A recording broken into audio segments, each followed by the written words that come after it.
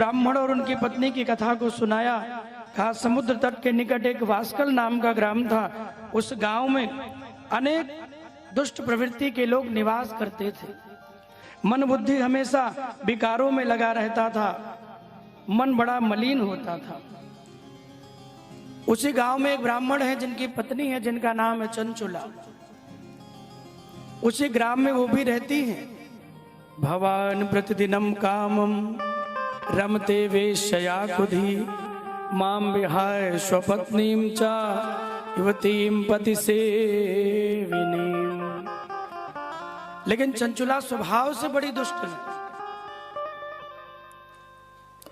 चरित्र की सुंदर नहीं है। इनके जो पति देव हैं पापों के द्वारा धन अनुरक्त करते हुए न जाने कितने पाप किए। कोई जीव मिल जाता है तो उसे मार देते हैं, उसको मारकर उसके चर्म को निकालकर उससे जो मिल जाए उससे जीविका उपार्जन करते हैं, धन बेचते हैं। एक दिन उस ब्राह्मण ने अपनी पत्नी को किसी के साथ दूषित संग में देखा, बड़ा क्रोध में आके डांटने लगा। पत्नी ने कहा महाराज हम तो वैसे ही पापों में अनुरक्त हैं, हमारा मन ही पापों में रहता है, दूसरों के साथ संसर्ग करते हुए हमें कोई पाप की अनुभूति नहीं हो रही है। ब्राह्मण ने कहा देवी ठीक है, दूषित कर्मों के द्वारा धन कमाओ, जो धन मिले उससे मुझे भी भाग दो। देखिए कभी भी दूषित मार्ग से कमाया हुआ धन हमारे जीवन को उत्थान की ओर नहीं ले जाता।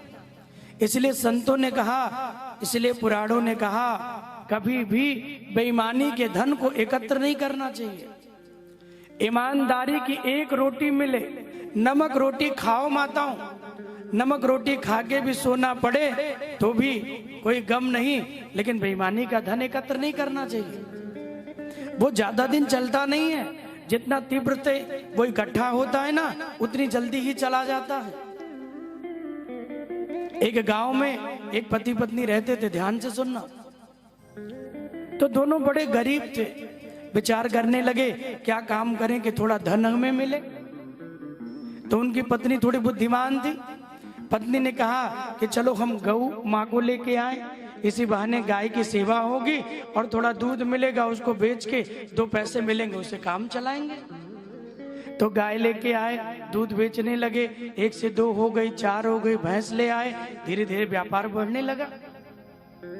पतिदेव ने अपने पत्नी से कहा देवी ध्यान रखना, जो दूध हम बेच रहे हैं उस दूध को पवित्र ही सबको देना। कहीं ऐसा ना हो कि दूध में पानी मिला के बेच दो और धन ज्यादा हमें मिल जाए, वो धन हमें एकत्र नहीं करना। पतिदेव थोड़े धर्म स्वभाव के थे, साधु संतों के संग में उठते बैठते थे, सेवा करते थे, कथा भागवत सुनते थे, तो मन थोड़ा पवित्र था। लेकिन पत्नी दूसरे स्वभाव की, बिना इनको बताए दूध में पानी मिला दें, उसको बेचे, और पानी मिलाएं और बेचे। दूध में पानी मिल जाए तो दूध कितने रुपए लीटर है? जोर से बोलिए, कितना रुपए लीटर है आपके यहाँ? 70, 60, 70 जो भी हो। पानी कितना रुपए लीटर है? बोले पानी तो फ्री है महाराज, लेकिन संगति का लाभ देखिए। जब पानी दूध के संग में आता है फिर वो पानी दूध के ही भाव में चला जाता है, उसका भी भाव बढ़ जाता है। विचार करिए, इसलिए जीवन में संग अच्छा करना चाहिए। पति देव ने बहुत मना किया, नहीं माने, और पत्नी बार बार पानी मिलाएं, ज्यादा पानी मिलाएं। अच्छा धन आने लगा तो और मिलाने लगी। इतना पानी मिलाया कि पानी ही पानी है, दूध तो है ही नहीं कहीं, केवल रंग उसका सफेद है, बाकी सब पानी।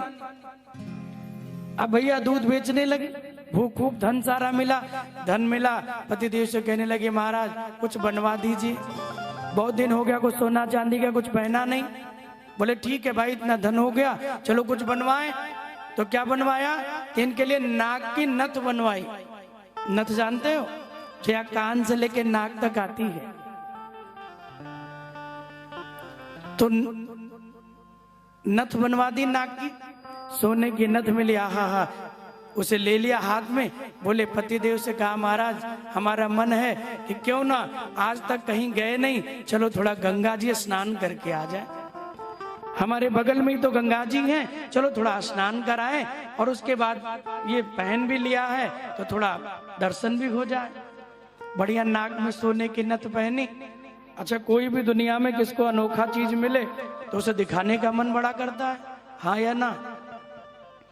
कोई अनोखी वस्तु मिले तो उसको दिखाने का बड़ा मन करता है। अभी माताओं के गलों में कोई सोने का हार हो ना तो और चीजें गले में अंदर होंगी, लेकिन सोने का हार ऊपर ही होगा ताकि नजर पड़े, पूछे लोग। और कोई ना पूछे तो माताएं इतनी बुद्धिमान है, बगल वाली से कह देंगे देखा, इसे देखा कि नहीं, कल तुम्हारे भैया ने बनवाया, कल हमारी मैरिज एनिवर्सरी थी ना तो कल उन्होंने हमें गिफ्ट दिया है, ऐसा कहते हैं कि नहीं? तो भैया माताएं बड़ी बुद्धिमान, ना देखे तो भी दिखा देती। देखो, अब जिन्होंने दिखा दिया वो तो मगन हो गई, लेकिन जिन्होंने देख लिया उनके घर में हो गई महाभारत। जिन्होंने देखा वो तो हो गई महाभारत। गई घर में लेट गई, पतिदेव ने कहा है गयो, बोले अब तो जब हार लाओगे तभी उठूंगी, तभी भोजन बनेगा, तब तक व्रत करो। तो माताएं भैया दिखा देती हैं, बड़ी बुद्धिमान है, ना देखे तो वो कह देती हैं देखो। तो इनको भी नथ नहीं मिली, अब सब कुछ जाते हुए दिखाएं, बार बार उसको ऐसे ऐसे छूती रहें, बार बार कान नाक ऐसे छुएं ताकि लोग देखें। भाई कई लोग देखा है, एक लोग के पास हम बैठे बातें कर रहे थे, बढ़िया मोटी चैन पहनी थी गले में, अब वो बात तो हमसे करें लेकिन बार बार वो चैन ऐसे ऐसे छूते रहे। तो हम कहे भैया गले में कुछ हो गया क्या, बार बार ये गले में क्या हो रहा, कोई खुजली हो गई क्या? अब वो कैसे कहे महाराज मन तो है, चैन देखो और थोड़ी बढ़ाई करो। हाँ हाँ बड़ी बढ़िया चैन, समझ गया। हमने कहा वाह भैया बड़ी बढ़िया चैन पहने हो, प्रसन्न हो गया। हाँ हाँ महाराज अभी जल्दी बनवाई, 10 तोला की है। तो दिखाने की प्रवृत्ति होती है, बड़ा मन करता है। तो ये बढ़िया नाक में पहनी, दिखाते हुए छूते हुए चली जाए। गई गंगा जी के किनारे, गंगा जी के स्नान करने के लिए दोनों अंदर गए। एक डुबकी लगाई, 2 डुबकी लगाई। अब पतिदेव तो नहा के बाहर आ गए, बोले बस करो। बोले नहीं, हमें अपने नाम की लगानी है, अपने परिवार के नाम की लगानी है और अपने माता पिता के नाम की भी लगानी है, भैया भाभी के नाम की लगानी है। उन्होंने कब से कह रखा था गंगा जी जाना तो हमारे नाम का भी स्नान कर लेना। कई डुबकी लगाई, पतिदेव तो बाहर आ गए। अब भैया डुबकी लगाई जैसे अंदर तो एक मछली आ गई। अब वो चमकती हुई चीज को देखा जल के अंदर, मछली को लगा कोई खाने योग्य कोई वस्तु है, और जैसे मछली ने झपट्टा मारा, अब भैया नथ तो चली गई। नथ तो गई लेकिन नथ के साथ आधी नाक भी चली गई। अब भैया लाल रक्त बहने लगा, बाहर निकली, चीख पड़ी, अरे देखो क्या हो गया, क्या हो गया। स्वामी जी निकल के बाहर आई, पति दे दे, अरे क्या हो गया, नथ कहाँ गई? अरे बोले नथ छोड़ो, पहले नाक की तो चिंता करो। मेरे नाक की चिंता नहीं, नथ की चिंता है। क्या हो गया? रोती रही, बिलखती रही। पति देव तो समझ गए, बोले देवी हम तो तुम्हें पहले ही कह रहे थे कि दूध में पानी कम मिलाओ, लेकिन तुम और डालो और डालो और मिलाओ और धन कमाओ। पतिदेव ने तुरंत कह दिया देवी हम तो तुमको बार बार कह रहे थे, ना मानो नादानी में, हम तो बार बार कह रहे थे। पानी का धन पानी में, नाक गई बेईमानी में। जो पानी मिलाया तो गंगा जी में चला गया, पानी का धन उसमें, लेकिन एक्स्ट्रा जीएसटी लगा के नाक भी ले गई।